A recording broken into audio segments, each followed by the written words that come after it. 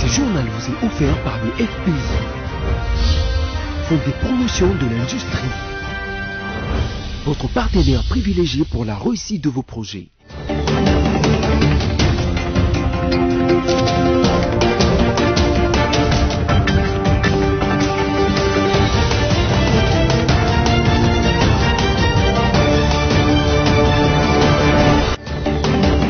Mesdames, Messieurs, bonsoir et bienvenue dans ce journal rétrospectif de la semaine sur nos antennes. Au menu de ce journal, le président de la République, Félix Antoine Tshisekedi Tshilombo, avait inauguré dans la zone économique spéciale de Maluku la première usine de fabrication de carreaux de faïence estampillés Made in Congo. La rentrée scolaire 2023-2024 était effective dans toute l'étendue du territoire national. Les caniveaux de l'avenue des Huileries sont bouchés, les eaux débordent jusqu'au macadam. Un constat a été fait par nos reporters.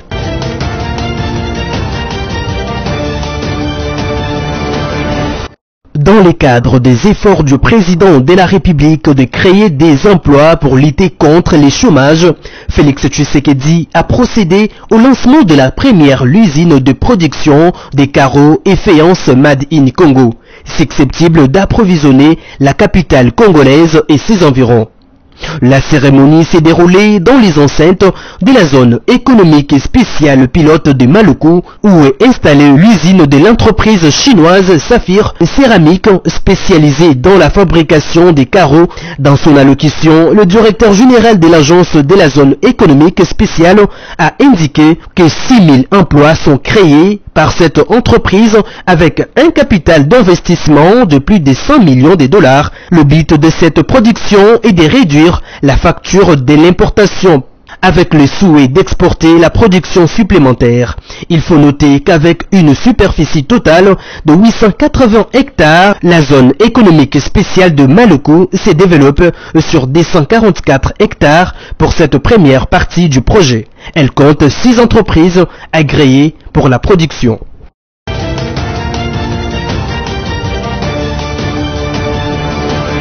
Il est 6 heures passées des 10 minutes quand ces élèves s'apprêtaient pour l'école. Nous sommes lundi 4 septembre 2023, la date officielle pour la rentrée scolaire 2023-2024. Comme l'on peut le voir sur ces images, ces élèves sont très joyeux car ils verront dans quelques minutes leurs collègues et enseignants. Je me sens plutôt excitée, vu que la rentrée c'est aujourd'hui. Ça fait 2 mois que j'ai pas revu mes amis, les profs. Il est 12 heures passées de quelques minutes. Nous sommes devant à l'Institut de la Gombe. Ici, c'est la joie totale. Les élèves s'écalinent à la sortie et se rencontrent les histoires de vacances. Au micro de BC Télévision, ces élèves n'ont pas manqué les mots pour exprimer leur joie de se rencontrer à nouveau. C'était bien. Je me suis fait de nouveaux amis en secondaire et je suis vraiment content parce qu'avec les vacances, tout s'était bien passé. J'étais prêt pour la journée d'aujourd'hui. Tout s'est bien passé. Je vais faire de tout mon possible pour avoir des bons points et une bonne place. Signalons que l'année scolaire 2023-2024 est lancée par le ministre de l'EPST Tony Mwaba sous les thèmes amélioration de la qualité de l'enseignement par la bonne gouvernance et la redevabilité.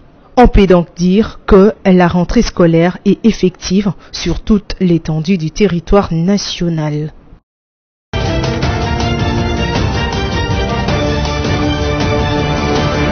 Alors la santé sexuelle, c'est comme tous les autres aspects de la santé. Donc on a la santé physique. Donc la santé physique, ça consiste à être en bonne santé, avoir une bonne hygiène de vie, bien manger, bien dormir et tout ça.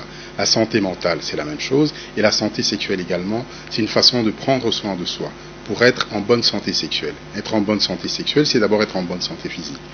Parce que la plupart des troubles sexuels viennent en majorité parce qu'on n'est pas en bonne santé physique et surtout parce qu'on n'est pas en bonne santé psychologique.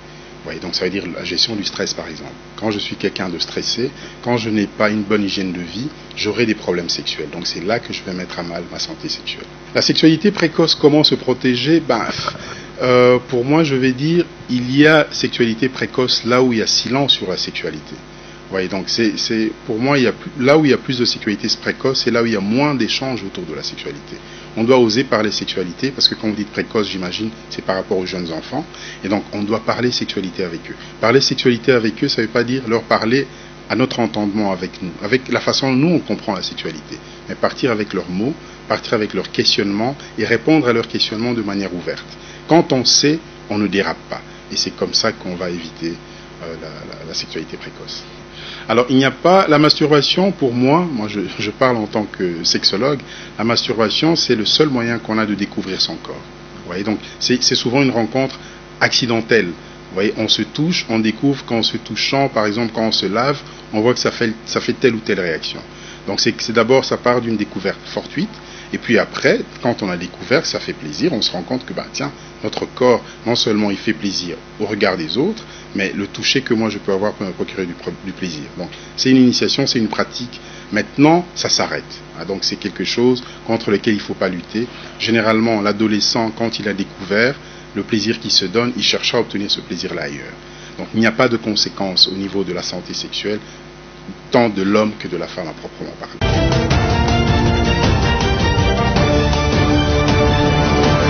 Une tonnerre d'acclamations qui marque l'entrée des invités de marque présents à la cérémonie de prestation de serment. Le Sud-Africain Cyril Ramaphosa, le Mozambicain Philippe Nyusi et Félix Antoine Tshisekedi Tshilombo de la République démocratique du Congo rejoignent la tribune. Déclaré vainqueur avec 52,6% des voix, Emmerson Mnangagwa, âgé de 81 ans, remplit pour un second mandat présidentiel. L'homme du jour rejoint le stade avec une foule évaluée à plus de 50 000 personnes et c'est tout le stade qui se lève pour accueillir le président élu accompagné de son épouse.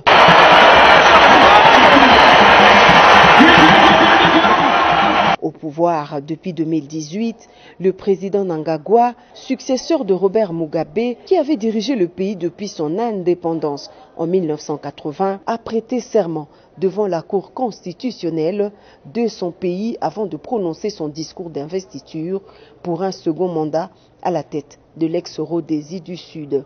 His Excellency, my dear brother, Tshilombo Tshisekedi, President DRC, welcome. Dans sa première prise de parole, Mnangagwa prend l'engagement d'offrir à son pays et à son peuple un avenir meilleur sur base d'une série de réformes applicables dans tous les secteurs de la vie nationale. Ce jeune État de l'Afrique australe, indépendant 20 ans après la République démocratique du Congo, est membre avec la RDC de la SADC et des autres organisations régionales. Sous la présidence de Mzee Laurent Désiré Kabila, les forces armées du Zimbabwe avaient combattu aux côtés des FARDC pour défendre la ville de Kinshasa face à l'attaque rwandaise. Actuellement, dans le cadre de la SADC, le Zimbabwe a donné son accord pour participer à la force régionale de la SADC en vue de combattre les forces terroristes du M23 soutenues par le Rwanda.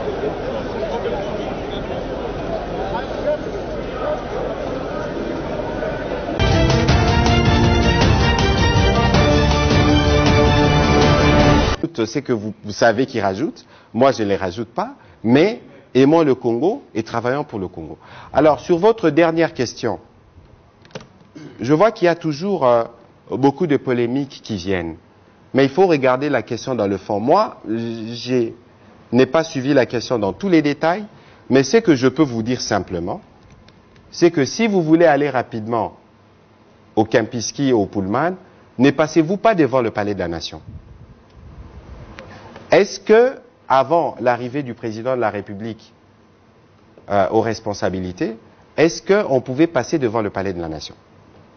Si on peut passer devant le bureau du président de la République en fonction, tout le monde peut passer par là, à toutes les heures. Pourquoi ne peut-on pas passer devant la résidence? Encore, je parle sous réserve, parce que je ne suis pas spécialiste en urbanisme, mais je présume que mon collègue Pius Mwabilou doit avoir pris toutes les précautions d'usage pour autoriser quelque chose de ce genre. Alors l'exhortation, c'est qu'il faut aller à la source. J'ai vu Yves Abdallah aller sur terrain, j'ai vu son reportage, je lui ai demandé de faire davantage.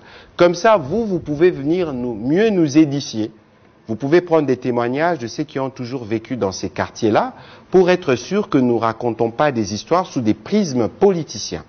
Et donc si aujourd'hui, nous tous, nous pouvons circuler devant le Palais de la Nation, qui est un des sites stratégiques, il faut considérer que si cela ne gêne pas la conduite ou les différents aménagements, on peut passer devant la résidence de tout le monde.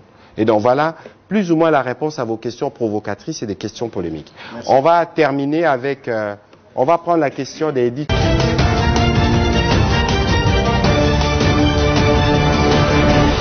Désormais, la République démocratique du Congo vient de bénéficier de la gratuité de la maternité et de soins du nouveau-né. Comme promis par le président de la République, Félix-Antoine Tshisekedi Tshilombo, dans son programme Santé universelle. Le président de la République a ouvert cette cérémonie du lancement officiel à l'hôpital Camp Colonel Tchachi dans la commune d'Engaliema. Je suis fier de vous annoncer que la République démocratique du Congo s'engage pleinement dans la réalisation de cette noble cause. La mise en place de la couverture santé universelle est et a toujours été une priorité de notre gouvernement et un pilier central de notre programme quinquennal, une véritable cause nationale. Grâce au financement de la Banque mondiale, nous prévoyons aussi d'élargir cette couverture de soins de qualité aux provinces du Kwilu, du Kasaï central et du Sud Kivu, ainsi qu'à 8 autres provinces du pays d'ici la fin de cette année. Les chefs de l'État a en outre procédé sur place au camp colonel Tchachi à la remise des kits au ministre de la Santé, le docteur Roger Kamba, qui a donné l'importance de cette gratuité de la maternité. En RDC, d'après les données récentes, la mortalité maternelle et infantile s'élève à plus de 480 décès maternels pour 100 000 naissances. C'est-à-dire chaque fois que 1000 femmes accouchent, 5 décèdent. Et nous avons pour 1000 naissances, 25 nouveau-nés décèdent. Cette hypermortalité a donc été identifiée comme une priorité de santé publique. Voilà pourquoi nous avons instauré des stratégies novatrices et efficaces fondées sur la vision de la couverture santé universelle pour réduire cette hypermortalité maternelle et ainsi atteindre les objectifs de développement durable. Plusieurs personnalités ont pris part à cette cérémonie, et notamment les présidents du Sénat, Modeste Bahati Lukwebo, le gouverneur de la ville, Gentini Ngobilambaka, ainsi que plusieurs corps médicaux.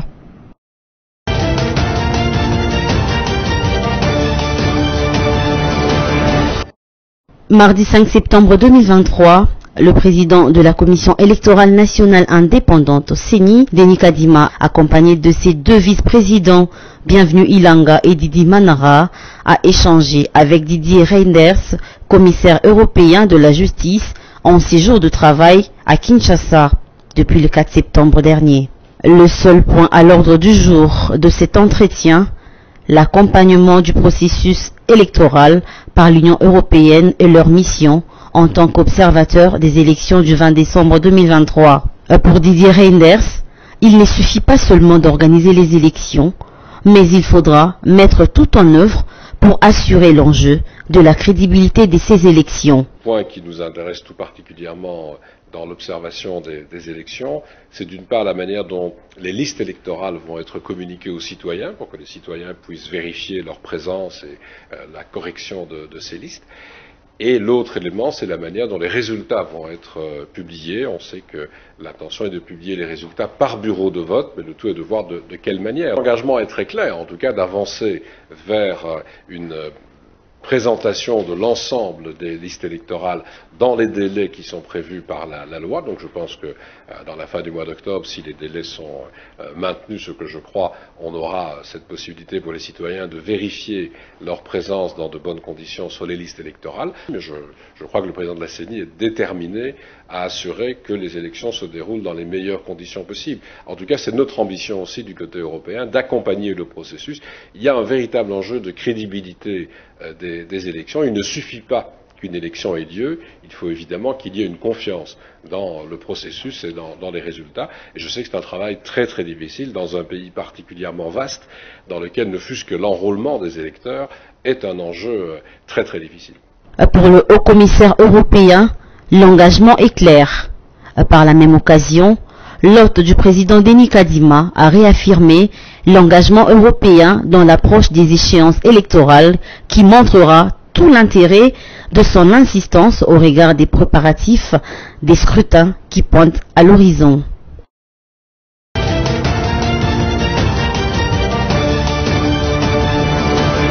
Remercier le président de la CENI ainsi que Monsieur le ministre d'avoir organisé cette réunion. Nous sommes des parlementaires français, du Sénat et de l'Assemblée nationale, et donc il est toujours intéressant et même important de voir quelle est l'organisation des élections dans un autre pays. C'est une curiosité, une nécessité de comparer les systèmes pour voir comment améliorer au maximum nos systèmes électoraux réciproques, et donc c'est extrêmement intéressant de comprendre quelle était l'organisation des élections ici en RDC, d'autant plus que vous avez 3 ou 4 même dans certaines régions scrutins en même temps, ce que on ne fait jamais, nous, on ne sait pas faire ça. Donc c'est intéressant de voir comment vous procédiez. Donc ces éléments-là de comparaison étaient un enrichissement pour nous, ici, parlementaires français. Nous sommes observateurs, je vous l'ai dit, nous essayons de comprendre au mieux quelles sont les dispositions du système électoral que nous pourrions, nous, et peut-être intégrer un jour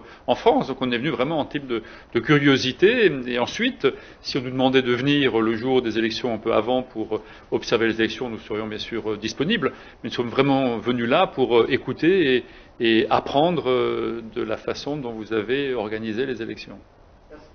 Merci beaucoup.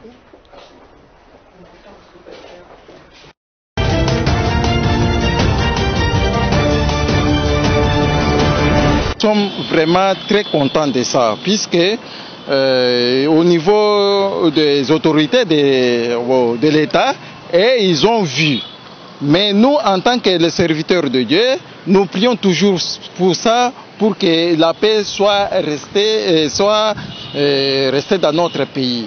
Je ne suis pas d'accord. Je sais que nos autorités, grâce à leur sagesse, comprennent très bien. Comme moi aussi je comprends.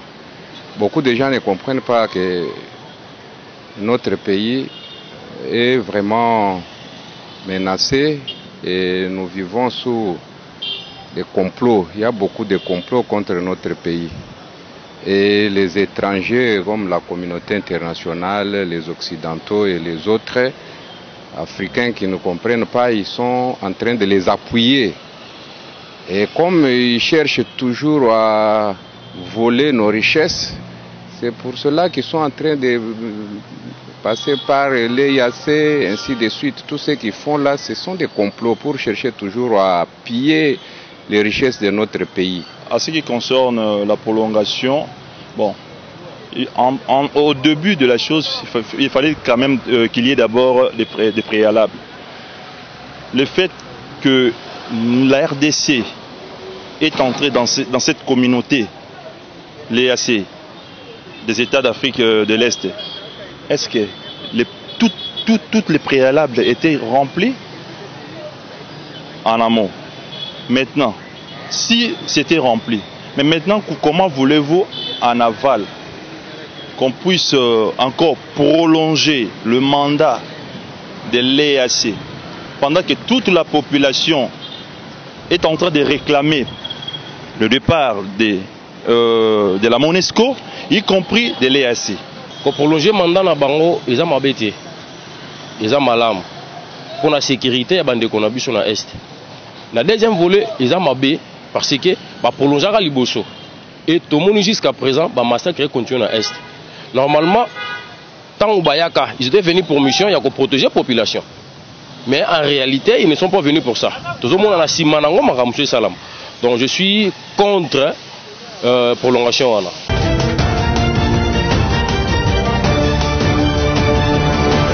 Depuis quelques semaines, il y a eu des bruits forts sur la toile sur un prétendu détournement des deniers publics au sein du Comité national de 9e jeu de la francophonie.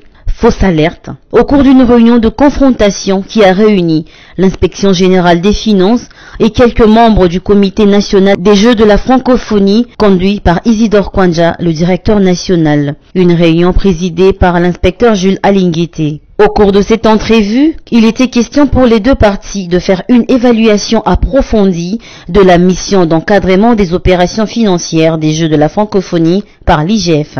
Contrairement aux rumeurs répandues, Jules Alinguete affirme qu'il n'y a pas eu de détournement au sein de la CNJF et a rendu hommage aux chefs de l'État qui en était le président du comité de pilotage. Ça a été une grande réussite pour la République démocratique du Congo et une fierté nationale. Nous en profitons pour rendre un vibrant hommage à son Excellence Monsieur le Président de la République qui fut le président du comité de pilotage des Jeux de la francophonie pour ce grand événement que notre pays venait de réaliser. En ce qui concerne la mission de l'inspection générale des finances, nous voudrions signaler que l'inspection générale des finances a accompagné la direction du comité national des Jeux de la francophonie. Toutes les opérations financières ont été faites sous le regard de l'inspection générale des finances et nous pouvons vous affirmer qu'il n'y a pas eu de fait de détournement des deniers publics au niveau de la direction du comité national des Jeux de la francophonie. Pour sa part, Isidore Kwanja a fait le point sur la collaboration du comité national des Jeux et l'inspection générale des finances au long des préparatifs de ces assises. Mais la présence de l'IGF dans nos murs dissuadait beaucoup et il y avait beaucoup de dossiers qui étaient bloqués justement par l'IGF parce que comme je l'ai expliqué la fois passée, et comment on a fonctionné. Chaque semaine, on faisait un plan de décaissement que nous soumettons aux inspecteurs avec les soubassements. Ils évaluent.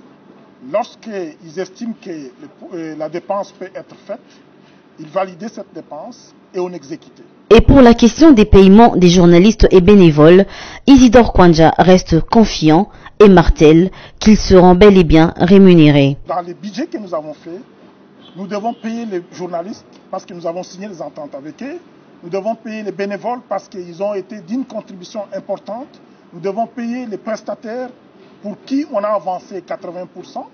Et donc, aussitôt que le gouvernement va mettre à ma disposition les moyens nécessaires, nous allons payer parce que nous avons l'obligation d'honorer tous les engagements que nous avons pris dans l'organisation des Jeux de la francophonie. Retenez donc que c'est l'IGF qui encadrait toutes les opérations financières de la francophonie et on peut le dire haut et fort que ces assises ont été une réussite. Et pour terminer, Jules Alinguete félicite le comité national des 9e Jeux de la francophonie pour le travail accompli.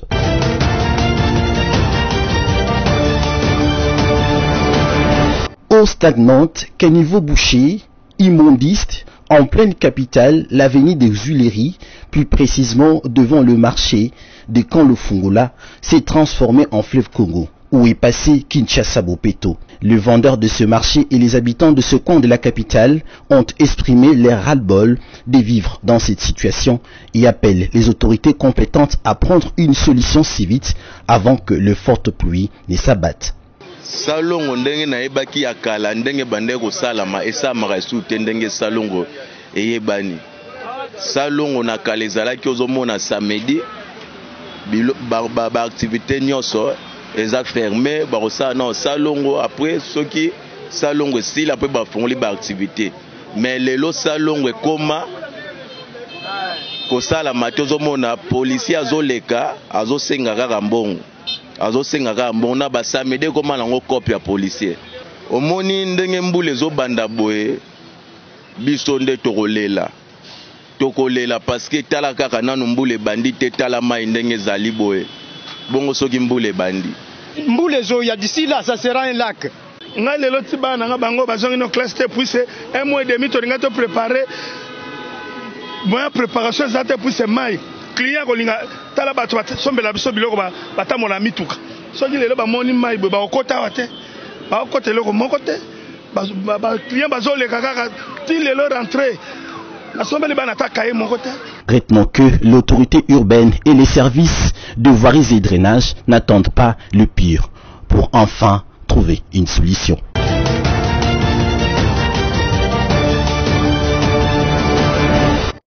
Le jeudi 7 septembre 2023, il y a eu des discussions entre l'état-major général et la délégation de la facilité européenne au camp lieutenant Kokolo. Le point à l'ordre du jour, les équipements individuels et collectifs à doter à la 31e brigade des réactions rapides. Au cours de cette rencontre organisée au grand quartier général des FRDC, il a été question de la validation de la composition du matériel et équipements à mettre à la disposition de ces unités en pleine formation de reconditionnement par l'armée belge à Luama et à Kindu.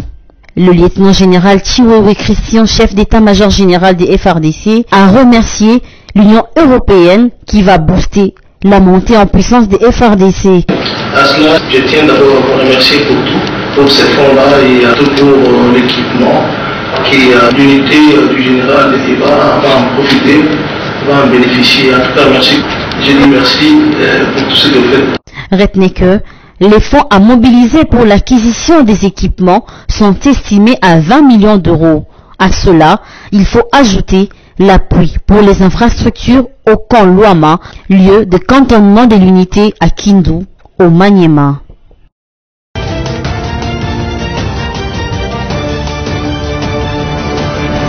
Augustin Kubassa Maliba, ministre de Postes, Télécommunications et Nouvelles Technologies de l'Information et de la Communication, Petentik, a reçu dans son cabinet de travail une délégation de l'Association congolaise des sous-traitants en technologie de l'information et de la communication. Les hôtes du patron de Petentik en République démocratique du Congo étaient venus solliciter l'accompagnement du responsable de leur secteur dans les différentes activités inscrites dans leur cahier des charges. Nous avions sollicité de voir l'autorité, parce que c'est l'autorité de notre secteur. On voulait juste d'abord lui présenter nos civilités, c'était la première des choses. La deuxième des choses, et on devait aussi lui présenter notre association qui est acoustique. Je venais tout à l'heure de vous expliquer ce que ça veut dire. Et après, essayer un peu de discuter sur les différentes activités que nous sommes en train de préconiser à faire dans la ville. Et lui, en tant que le numéro 1 de notre secteur, il devait quand même être au parfum, nous recevoir et connaître au moins quels sont nos objectifs que nous sommes assignés dans ACO. Pépé Lubo a en outre indiqué que l'acoustique s'aligne dans la vision du chef de l'État, Félix Tshisekedi, celle de créer le millionnaire congolais. En fait, il y en a beaucoup dans notre objectif, parce que pour l'instant, nous sommes en train d'abord de promouvoir les entreprises qui sont en train d'œuvrer dans notre secteur, c'est-à-dire le secteur du NTIC. Et puis, des deux, nous avions déjà commencé de petites activités telles que encouragées par l'ARSP, l'autorité des régulations dans la sous-traitance, bien sûr dans le secteur privé. Et nous sommes en train de relayer aussi ces actions et nous rassurer qu'un jour ou l'autre, nous allons accéder à des marchés en tant qu'entreprise congolaise à capitaux majoritairement congolais. Donc voilà les petites activités que nous avons déjà commencées. Cette délégation était composée de plusieurs membres effectifs de la caustique qui sont tous entrepreneurs.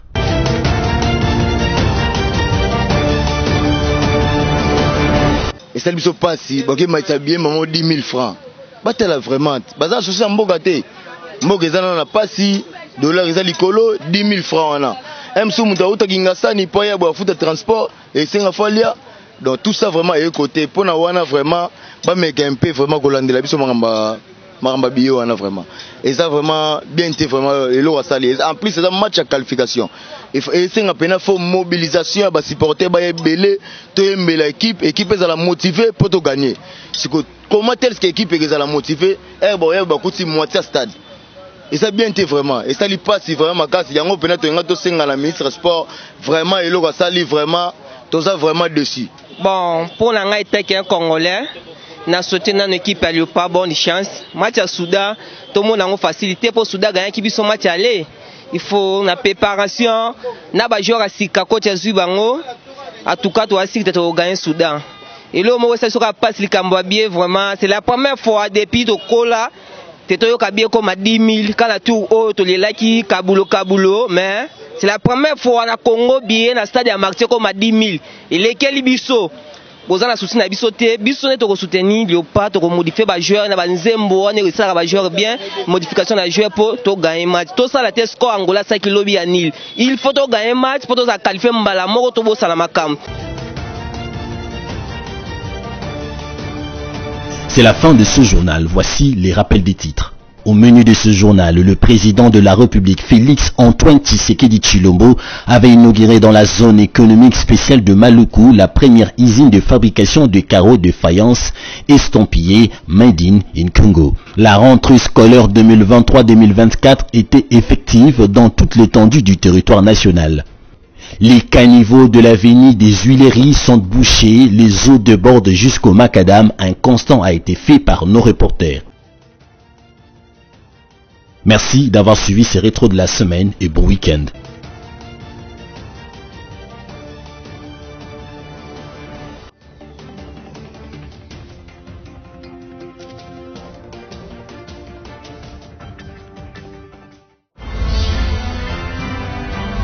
Ce journal vous a été offert par le FPI, Fonds des promotions de l'industrie, votre partenaire privilégié pour la réussite de vos projets.